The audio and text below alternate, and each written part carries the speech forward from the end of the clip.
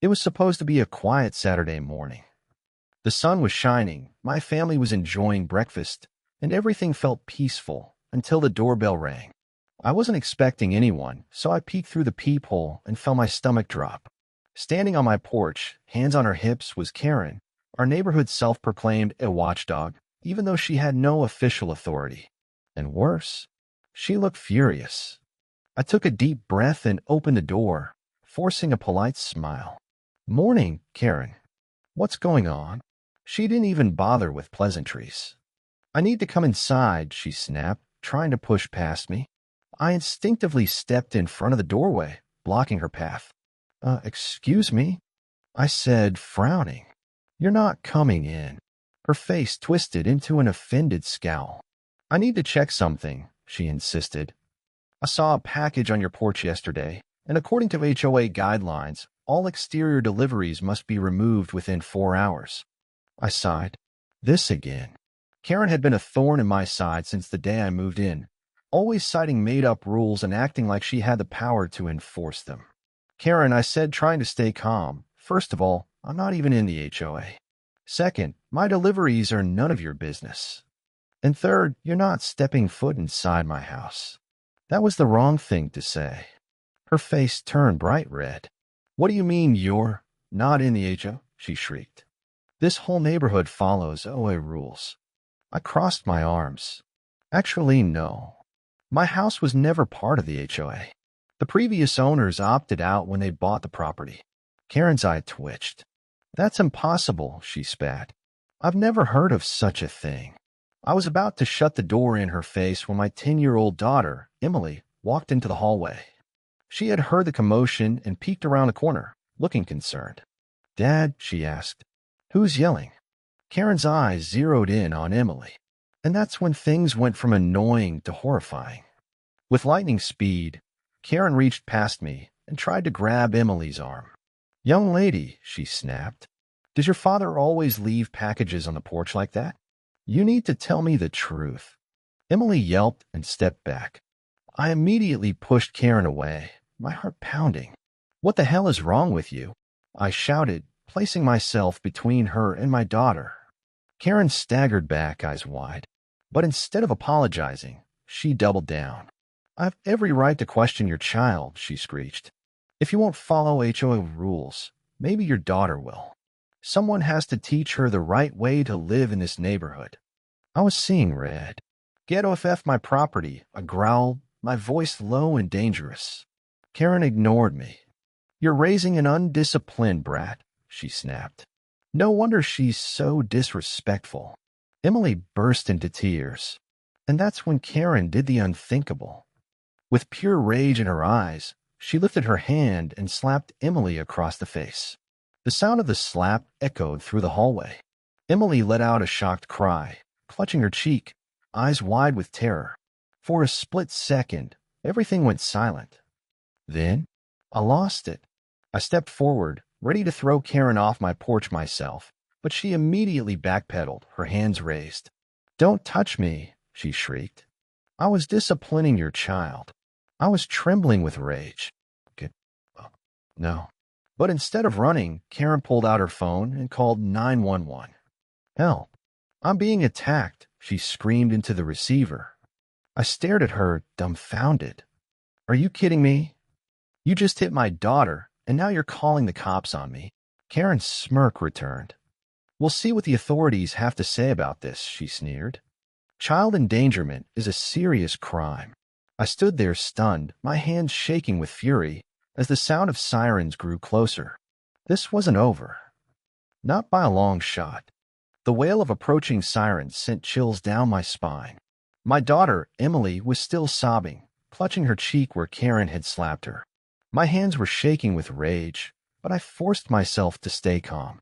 Karen stood smugly on my porch, still clutching her phone. The moment the police cruiser pulled up, she sprinted toward the officers, fake tears streaming down her face. "Officers, thank God you're here. I was attacked by this man in front of his child. He's dangerous." I barely escaped.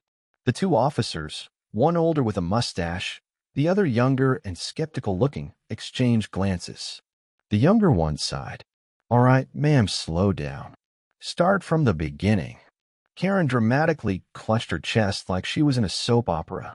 I was just trying to ensure the neighborhood rules were being followed, and when I politely asked to enter, this man became aggressive. She pointed at me like I was some kind of criminal. He threatened me, and his daughter. He's raising her to be a delinquent. I tried to calm her down, and he went crazy. Emily, still trembling, clung to my side. The older officer turned to me.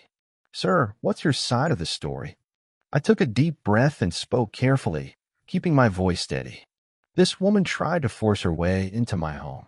When I refused to let her in, she insulted me, then grabbed my daughter and slapped her. Karen gasped like a Victorian woman on the verge of fainting. Lies? He's making it up. The younger officer looked at Emily. Sweetheart, is that true? Did this woman hit you? Emily sniffled and nodded quickly. She slapped me because she said I was being disrespectful. But I wasn't. I was just scared. The older cop's expression darkened. You hit a child, he asked Karen. Karen's fake tears vanished instantly. She was out of control. I had to discipline her. That's how we do things in this neighborhood. Parents let me correct unruly kids all the time. The younger officer rubbed his temples. Ma'am, that's not how this works. You don't just put your hands on someone else's child. Karen's face turned red. I was trying to help. The older officer turned to me. Sir, do you have any proof of what happened? Any cameras? Witnesses? I smirked. Oh, I had receipts. I pulled out my phone and opened my security app. Actually, officers, my porch camera caught everything. Karen's face drained of color. You're bluffing, she snapped. The older officer gestured. Let's see it. I played the footage. Every single second of Karen's meltdown was crystal clear. From the moment she tried to push past me to her grabbing Emily's arm to the slap, it was all there. Karen watched in horror. And the officers? Their expressions darkened immediately. The younger one crossed his arms. Ma'am, I think we're done here. Karen started backtracking. Wait, I didn't mean to actually hurt her. It was just a little slap. Nothing serious. You don't understand. She was being disrespectful. I was just correcting her behavior. The older officer narrowed his eyes. Ma'am, we don't correct children by slapping them. You put your hands on someone else's child, and that's assault. Karen's eyes widened. Assault? You're arresting me for disciplining a child. The older cop nodded. Turn around. Hands behind your back. Karen screamed as the officers grabbed her wrists and slapped handcuffs on her. You can't do this. I'm part of the HOA. I have authority. The younger cop chuckled. Well, you're about to have plenty of time to reflect on your authority in a holding cell. As they walked Karen to the squad car, she kicked and flailed like a toddler. This is a mistake. He set me up. I demand a lawyer. I demand justice. I leaned against my doorframe and grinned. Enjoy explaining this to your HO, Karen. Emily looked up at me, still shaken, but relieved.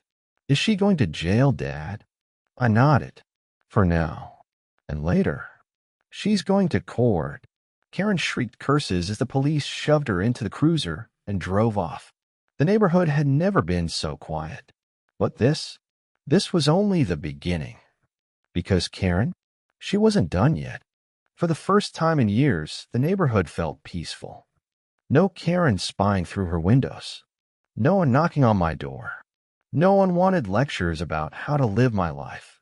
Karen had been hauled off in handcuffs, and for a brief moment, it seemed like justice had finally been served. But of course, Karen wasn't done. Just 2 weeks after her arrest, I received a certified letter in the mail. I opened it and felt my blood pressure spike. Karen was suing me for defamation, emotional distress, and false accusations leading to wrongful arrest. I burst out laughing. This woman had the audacity to file a lawsuit after assaulting my child and lying to the police? I called my lawyer, James, and read him the entire complaint. He chuckled. Oh, this is going to be fun. We filed a countersuit immediately. Our claim? Assault on a minor, harassment, trespassing, and defamation. But Karen didn't stop there. She went on a rampage. She started a petition in the neighborhood to have me removed, as if that was a thing. She sent letters to local newspapers, claiming she was the victim of a smear campaign.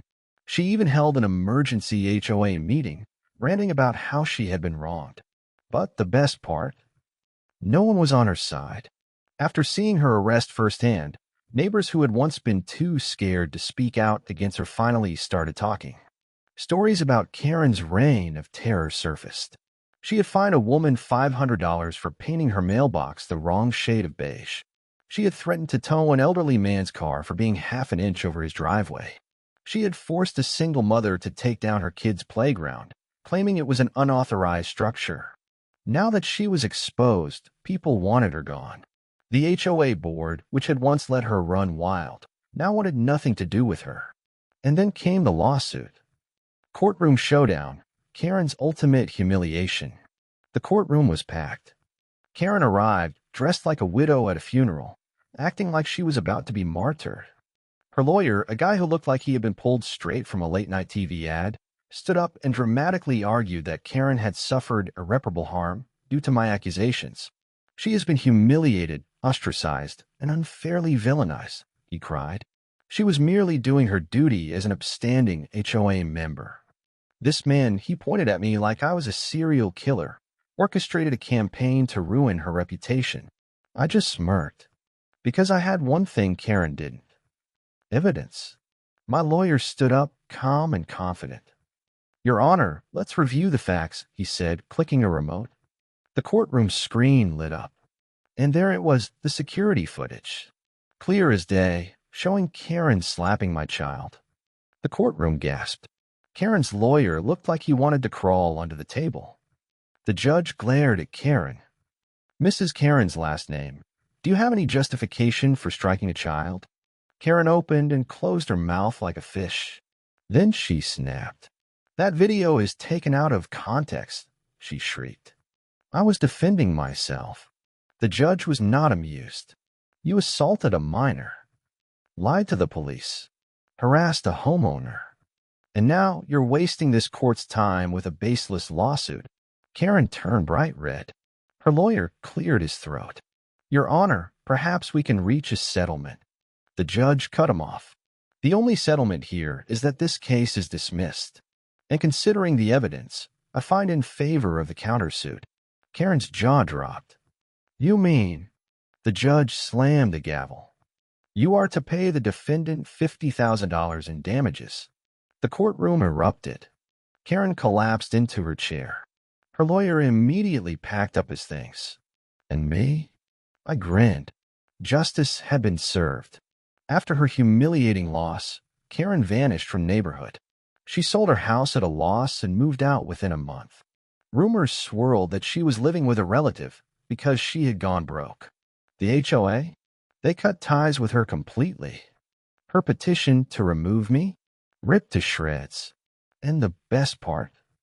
Every time I walked through the neighborhood, people would smile, wave, and thank me. You finally got rid of her, they'd say. We owe you big time. And honestly, I couldn't have been happier. Karen thought she could bully, lie, and manipulate her way to victory.